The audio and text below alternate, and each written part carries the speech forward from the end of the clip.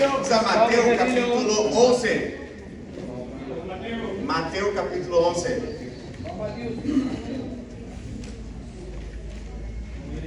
Hay una escritura increíble ahí. Jesús dice, esto va a dar el tono de lo que vamos a hablar esta noche, ¿ven? En Mateo capítulo 11, versículo 12, dice, desde los días de Juan el Bautista hasta ahora, el reino de los cielos ha venido avanzando contra viento y marea. Y los que esfuerzan, en algunas versiones dice, y los que son violentos, logran aferrarse a él. Gracias a Dios, 15 años atrás, yo pude ingresar en el reino de Dios. Por la gracia de Dios, algunos de ustedes, casi 7 años atrás, pudieron ingresar en el reino de Dios. Y si tú estás acá y tienes más de 5 años de la fe, tú entiendes la escritura. Para aferrarse al reino de Dios, te toca ser violento. Pero no esa violencia de pegar a otra persona. Porque yo vi entre miradas acá. Sí, no estoy hablando de eso. Estoy hablando de un nivel de devoción y tesón y esfuerzo. Porque estamos en una guerra espiritual. Y Jesús menciona que el reino de Dios siempre, desde la época de Juan el Bautista hasta ahora que está hablando, va a avanzar contra el reino, contra viento y marea. Es algo imparable. Hay una canción que años atrás tuvo bastante éxito. No sé si fue tan famosa acá. Simon me va a ayudar con eso. Amén. Yo puse la letra del grupo de la iglesia con la traducción también. ¿Simon? ¿No? Bueno, voy a cantar para ustedes entonces. No voy a cantar eso.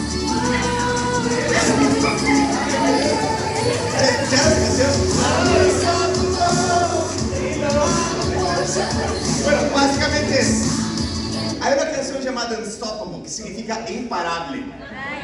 Imagina que alguien está corriendo en dirección tuya y no tiene frenos.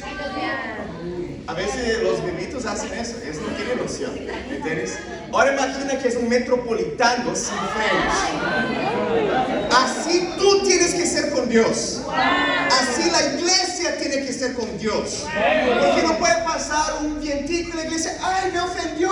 ¡Ay, mi fe! Porque la hermana no me saludó. Tenemos que ser imparables con Dios. El título del sermón es una iglesia imparable para Dios. ¿Amén? ¿Qué son los vientos y mareas? Jesús está hablando literalmente de viento de robar a una persona espiritualmente. Está hablando de problemas, cosas difíciles, pruebas. ¿Saben lo que es más loco, hermanos? Que imaginamos que crecer en el reino de Dios, madurar en el reino de Dios, pasar años en la fe en el reino de Dios, Dios va a volver las cosas más fáciles a lo largo del tiempo. Y si tú piensas así, tú estás viendo una versión Disney de la Biblia. Una versión en pelicular de la Biblia que no es la verdadera. Jesús quiere darnos una fe, pero una fe santa. Cristianismo no es confortable. ¿Qué? Pero no es para darnos salvación. Pregunte para Jesús si fue confortable su vida. Pregunte para los apóstoles de Jesús. Y a veces esperamos un cristianismo en que todos tiran flores en nuestro camino y tú pasas, es más increíble, y la gente se tira a tus pies, estudia la Biblia conmigo. No va a funcionar de esa manera. Y Dios nos va a entrenar a pensar de una manera que Él pensaba. Este año ha sido un año desafiante para la iglesia en Bogotá. Empezamos el año y yo pensé, Dios, va a ser increíble. Mes de enero, menos 15 hermanos. 15 personas se quedan en la fe. Eso es muy triste. Porque no estamos hablando de números, estamos hablando de almas para Dios. Y yo, amén, Dios va a ser bueno. Mes de febrero, conferencia increíble, 0 bautismos. Y yo tomé una decisión, hermanos.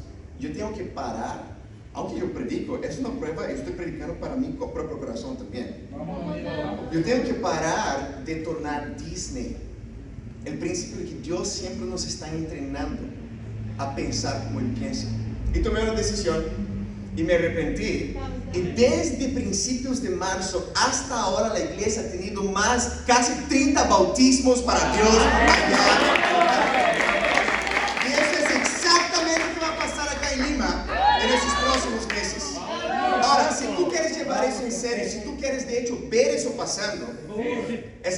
para ti. Si tú quieres ser un porrista del reino de Dios y estar hinchando como, hijo, vamos, bautiza, vamos, estudia la Biblia, salúdame, ámame, y se vuelve como un centro de las atenciones, esa prédica no es para ti. Esa prédica es para discípulos que quieren ser entrenados a tener esa fe que mueve montañas que Jesús habló. Punto número 1. Fe madura para multiplicar. Fe madura para multiplicar. Vamos a Hechos capítulo 11.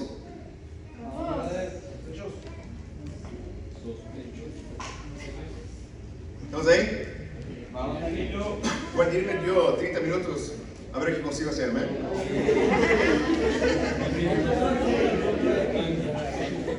Conocemos muy bien esa escritura. Como discípulos ya leímos la Biblia entera algunas veces, amén. Y acá en Hechos capítulo 11, un poco de contexto acá, es que en Hechos 7 y principios del 8, ellos mataron el primer mártir del cristianismo, que fue ¿quién? ¿Se acuerdan? Esteban. Y Esteban, siendo apedreado, habló las mismas palabras que Jesús había hablado. Dios tiene compasión de ellos porque no saben lo que hacen. Y quien estaba ahí era Saulo, que después es bautizado también en capítulo 9, aprobando la muerte de Esteban. Con eso, en principios del capítulo 8, menciona que todos los discípulos, excepto los apóstoles se quedaron en Jerusalén y todos los discípulos se esparcieron por persecución. Y ahora vamos a ver acá en capítulo 11, versículo 19. Dice, los que se habían dispersado a causa de la persecución, versículo 19, que se les ató por el caso de Esteban, llegaron a caerse de la fe y reclamaron a Dios y todo fue terrible en sus vidas. Fin, y para Dios es la gloria. Estamos hablando de la iglesia que avanza poderosamente contra viento y marea. No es lo que está escrito en tu Biblia. Y es eso que nosotros tenemos que imitar. Ellos fueron esparcidos y llegaron hasta Fenicia, Chipre, Antioquía, sin anunciar a nadie el mensaje excepto los judíos.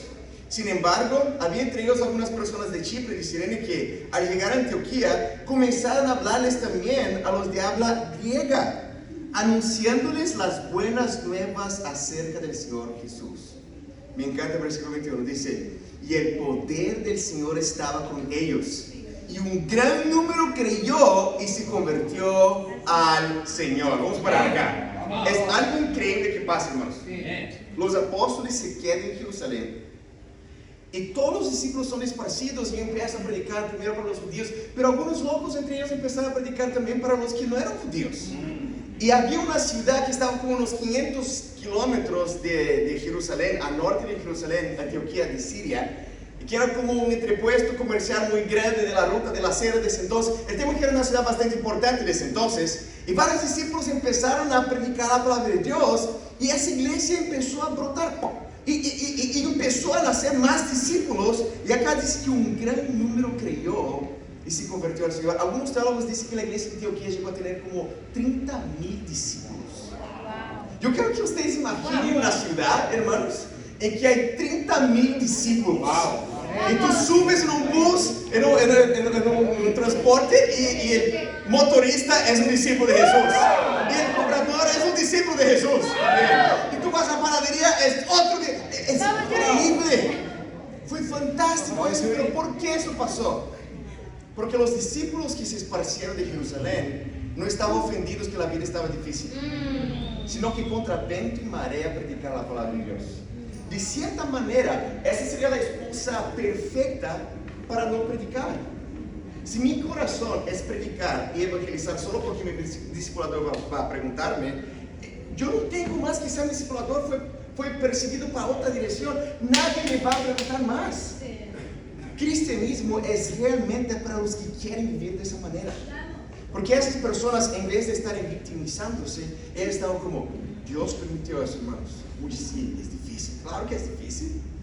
Pero Dios permitió eso. Él nos está enviando para alcanzar a esas personas. Pensar de esa manera no es intuitivo, hermanos. ¿Quién aquí ya reclamó para Dios que la vida es difícil? ¿Solo yo?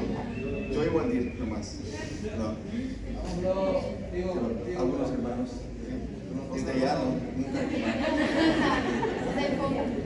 Hay algo en nuestro corazón que es feo, que es tipo, es como, ay, soy víctima, todo es difícil. ¿Por qué? Porque da ganas de pensar de esa manera, porque si yo soy víctima de los problemas y que Dios no está en control, ahí yo no tengo que cambiar nada. Otras personas tienen que cambiar, Dios que tiene que cambiar. Pero esas personas pensaron completamente diferente, pensaron, Dios hizo eso. Y Dios espera que desarrollemos esa fe que no es Disney, sino una fe que Él mismo pasó, y tenemos que predicar la palabra de Dios donde quiera que sea. Esa mentalidad toma madurez, hermanos. ¿Sabe por qué la iglesia de Antioquía brotó y nació? Porque los discípulos que llegaron allá no se ofendieron por causa de la dificultad, pero también sabían hacer discípulos. Ellos también conseguían agarrar el mensaje del Evangelio y poder predicar para otras personas. Vamos a Hebreos capítulo 5, hermanos. Hebreos capítulo 5. Vamos, hermano. ¿Estamos ahí?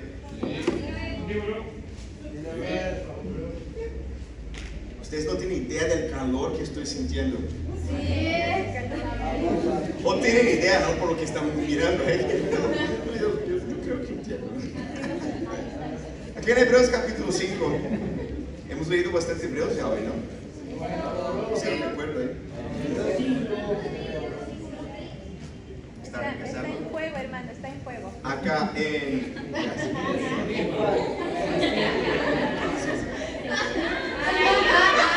Hebreos capítulo 5, versículo 11. ¿Estamos ahí?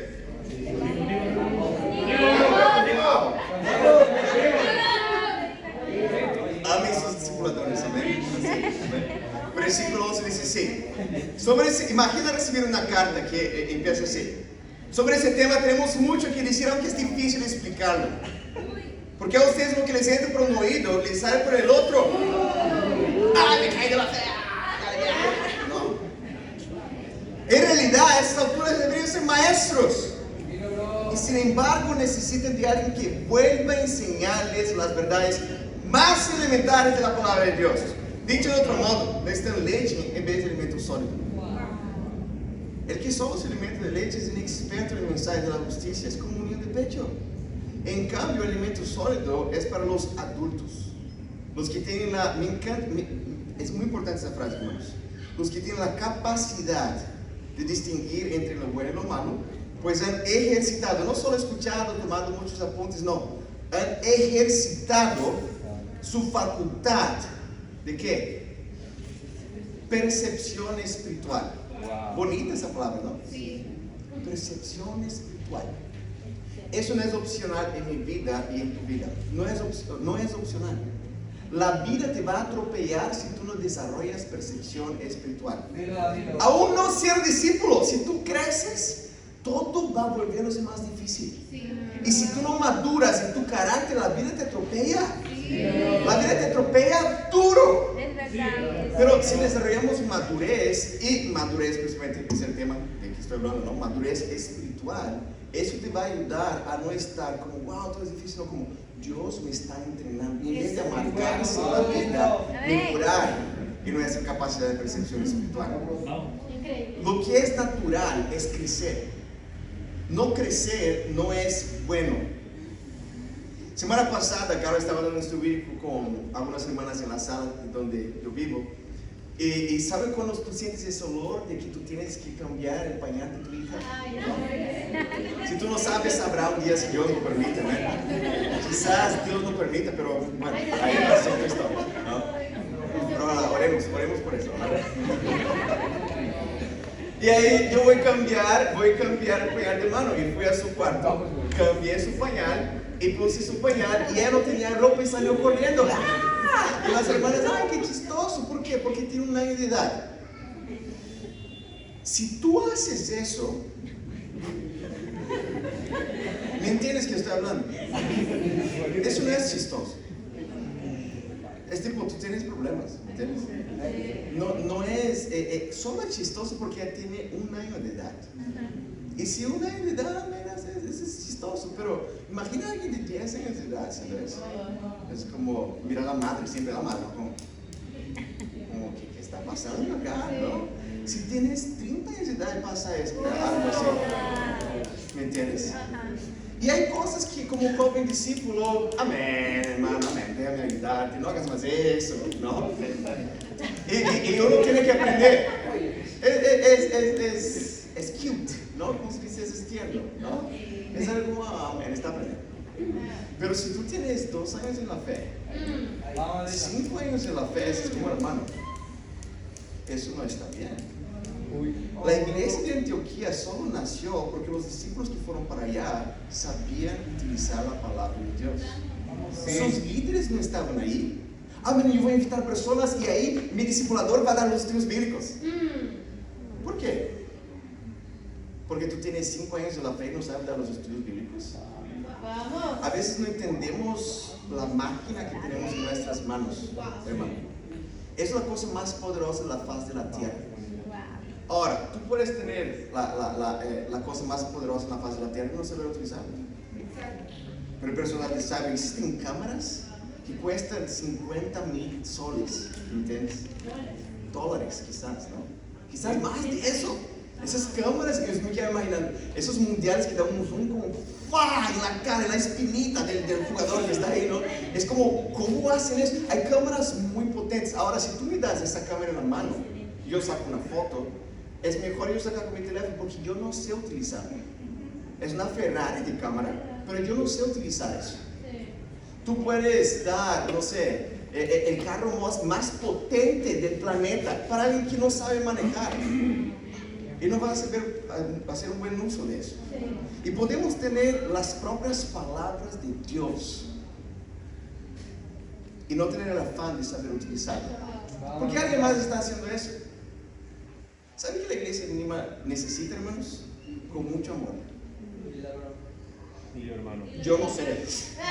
No, yo no sé. Pero en mi opinión, yo creo, sin filtro, ok. Otra pregunta es nada. Yo creo que todos nosotros acá tenemos que desarrollar un sentido de urgencia, que eso no es opcional. Estamos hablando de vida o muerte espiritual. Uno de mis sueños es bautizar mi familia. Mi padre, mi madre, mi hermano, mi hermana, mi cuñada, ahora mi sobrino también. Y para que eso pase, yo tengo que estar cerca de Dios. Ahora, uno de mis sueños, y ahora cualquier hija o hijo del discípulo que es presentado, que se creció ahí, ¿no? Y del reino de Dios, yo me quiero soñar del día en que Manu pueda hacer de Jesús su Señor y Salvador. Ahora, eso solo va a pasar si yo permanezco fiel. Y no solo fiel, aguantando, reclamando de la vida, él va a tener un rechazo contra el reino de Dios si me ve de esa manera. Pero ya que eso no es opcional, yo no solo quiero hacerlo porque alguien me dijo, yo quiero hacerlo porque la Biblia dice. Y este afán que tiene que arder duro en nuestros corazones, hermanos. Si tú quieres ser imparable en tu fe, si tú quieres ser imparable en tu charla bíblica, si queremos ser imparables como iglesia, y no solo pensar en algunas personas aquí en Lima, sino en el Perú entero. ¿Cuántas personas hay en Perú? Más de 30 millones de personas, 33 millones de personas. Estamos hablando de una responsabilidad increíble que Dios nos confió. Ahora, si somos dispersados porque hay una persecución en Lima, ¿no? O cae un meteorito en Lima, no sé qué puede pasar acá en Lima, ¿no? ¿Qué va a pasar con tu fe? ¿Dónde está tu base espiritual? ¿Sabe cuál es la solución? Invitar a los discípulos acá en Antioquía. Vamos a regresar a Hechos capítulo 11. Hechos capítulo 11. ¿Estás ahí? Hechos 11.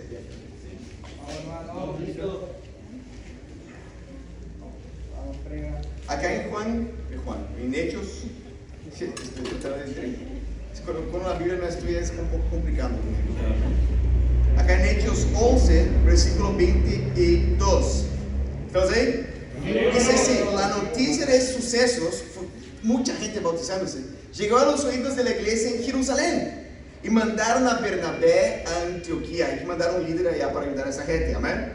Cuando él llegó y vio las evidencias de la gracia de Dios, se alegró y animó a todos a hacerse firme propósito y permanecer fieles al Señor. Pues era un hombre bueno, lleno del Espíritu Santo y de fe. Y un gran número de personas aceptó al Señor. Después partió Bernabé para Tarso en busca de ¿quién? Ahora ya conocemos a ese bendito Saulo. Amén.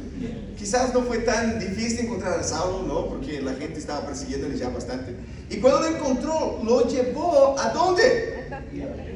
Durante todo un año se unieron los dos con la iglesia y enseñaron a mucha gente. Fue en Antioquía donde los discípulos se les llamó cristianos por primera vez. Fue tanto el impacto, hermanos, en Antioquía que las noticias de eso, wow, muchos discípulos bautizando. Y todos los líderes están en Jerusalén. Por favor, envíen allá porque es un montón de bebés discípulos que no tienen trasfondo judío, no conoce la palabra de Dios del Antiguo Testamento, no existía el Nuevo Testamento en ese entonces.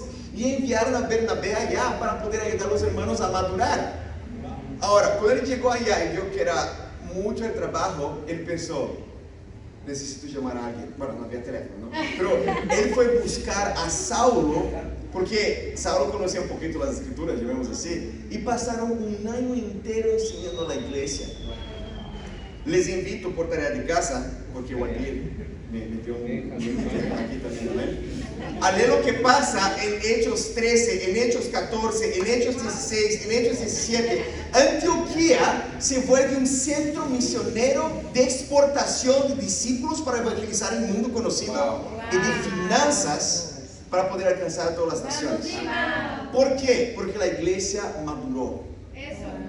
La iglesia entendió, no es responsabilidad de mi líder hacerme maduro. Algo que es polémico es eso, ¿sabía? Sí, es verdad, tengo que madurar, ¿no? Que cambie mi discipulador. Como si fuera responsabilidad de él ayudarte a madurar. ¿Por qué piensan de esa manera, hermanos? No. No entendí. Cambia el discipulador, ¿no? Y ahí, bueno, los discipuladores caen de la fe, ¿no? De tratar de discipularte, porque es muy difícil, lo que sea. Imagínense. Pero yo creo que desde niños vamos a la escuela y aprendemos un montón de cosas que nunca queríamos aprender. A resolver ecuaciones de segundo grado por Bhaskara o lo que sea. Es como, wow, qué chévere, que los genes recesivo y dominante, wow, qué interesante. Tú querías aprender esas cosas. Algunos sí, quizás, pero algunos no. Que dentro de la planta existía un xilema y floema y que los vasos de transmisión. Es como que, chévere, pero yo quiero aprender otras cosas. Y ahí nos has vomitado un montón de información y ahí tenemos la perspectiva de que el profesor que tiene que enseñarme. ¿Quién es el profesor que tiene que enseñarme? El Señor tiene que, el profesor tiene que apoyarte. Y llegamos incluso a la universidad, algunos de nosotros, y estamos reclamando de profesores que no son tan didácticos así, como si fuera responsabilidad de él hacerte un ingeniero. Cuando en realidad es todo lo revés. Es tu responsabilidad querer aprender. Porque trata de enseñar matemáticas a alguien que no quiere ponerte atención. Trata de enseñarte cualquier otra cosa a alguien que no ve su necesidad de querer aprender eso. La responsabilidad de nuestro desarrollo nuestros discipuladores. Claro que no. Tú puedes tener Jesús como discipulador y ser Judas y caerse de la fe. No tiene nada que ver con tu discipulador. Tiene que ver con tú sacar provecho mediante la palabra de Dios de alguien que te va a ayudar a madurar en Cristo. Tenemos que elegir pensar de esa manera. Y la iglesia de Antioquía empezó a pensar como, wow, saber utilizar eso es tan poderoso y alcanzar a miles y miles de personas. Eso no fue un plan que Saulo y Bernabé inventaron ahí. Vamos rápidamente a Juan capítulo 3. Juan capítulo 3. Yo me digo algo ahí. Ajonjolito aquí. Huevos bonitos. Pero está barato, ¿no? Sí.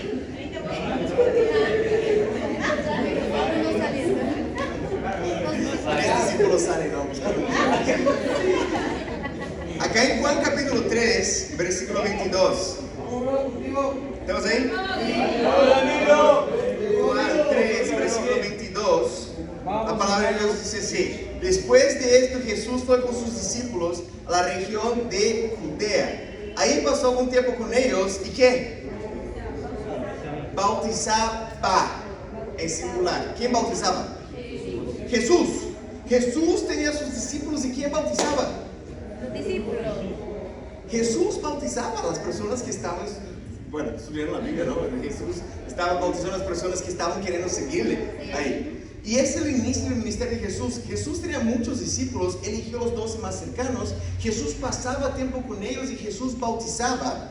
Pero Jesús no quedó en esa marcha del ministerio para siempre.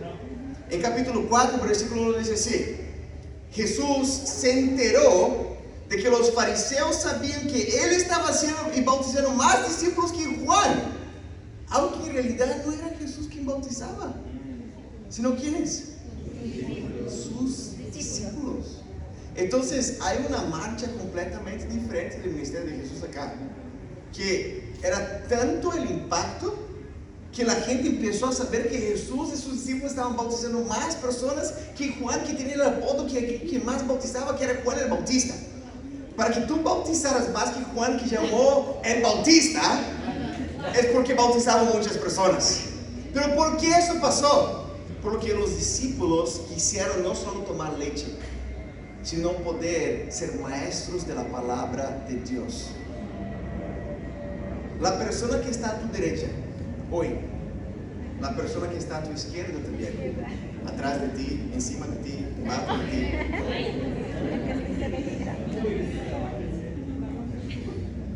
¿Sabe una estadística triste? A lo largo de unos 10 años, cerca del 30% de los discípulos se quedan fieles. Es muy probable que mucha gente acá no lleve en serio lo que está predicando. Es como, oh, chévere, bonito, un poco chistoso, pero no poner en práctica de verdad que estamos hablando acá. Aprender a predicar la palabra de Dios es un tema de sobrevivencia espiritual. Y Jesús tuvo un impacto increíble de su ministerio. Estamos hablando del impacto de vida de esas personas hasta el día de hoy. ¿Por qué? Porque esas personas llevaron en serio eso. Y no solamente las permitieron quedarse fieles, sino que tuvieron un impacto eterno en todo el planeta. Yo tengo un sueño, hermanos. Es un sueño loco. Vamos, hermano. Yo tengo un sueño de no solo ver mi familia evangelizada, pero ver la familia de todo el mundo aquí como discípulos de Jesús. Yo quiero ver los solteros casándose, los casados multiplicándose, amén, Dios. Ore por eso. Pero yo tengo un sueño, hermanos, que la iglesia de Lima crezca no solo por los números, sino estamos hablando de hijos de Dios, de almas ingresando en el reino de Dios. Y ese es un sueño que me protege a mí, y puede protegerte a ti también. Porque cuando nosotros, la palabra de Dios es como una espada de doble filo, ¿se acuerdan? Si tú predicas para allá, tú predicas para acá también. Tú debes buscar a Dios en primer lugar. Marcelita. ¿Qué más? Tú tienes el malvado para tener algo en el corazón contra Marcelita, ¿no? Muy amable. Pero tú predicas para allá y tú predicas para acá. Uy, yo debo buscar a Dios en primer lugar. Tú debes confiar en las promesas de Dios. Wow, yo debo confiar en las promesas de Dios. No con miedo, sino por medio de fe. Cuando nosotros estamos involucrados y tenemos la espada en la mano, hermanos, tanto tenemos un impacto en la vida de las personas, sino que eso nos salva a nosotros. El sueño, hermanos, no puede morir en nuestro corazón. Y quiero invitar a cada uno de nosotros acá a no solo no morir el sueño en tu corazón, porque la iglesia no debe bautizar porque los universitarios están animados. Todos los ministerios tienen que vivir como discípulos de Jesús. Sí. Ahora, yo quiero proponerles algo, hermanos. Esos próximos 5 semanas, hasta fines de junio, 4 semanas casi, ¿no? Esas próximas 4 semanas, yo tengo fe que la iglesia de Lima puede tener 10 bautismos más. Mucho más que eso. La iglesia va a tener 10 bautismos más. El tema es si tú quieres ser parte de eso o si tú quieres ser un porrista. Porque si todos nosotros vestimos la camisa, no de Perú ese próximo mes, sino del reino de Dios y de tu identidad en Cristo, Dios podrá hacer muchísimo más que podemos pedir o imaginar. Es increíble que, si Dios permite, en ese próximo fin de semana, después 2 días de ahora, ¿no? Fátima, Melanie y Chris pueden ser bautizados.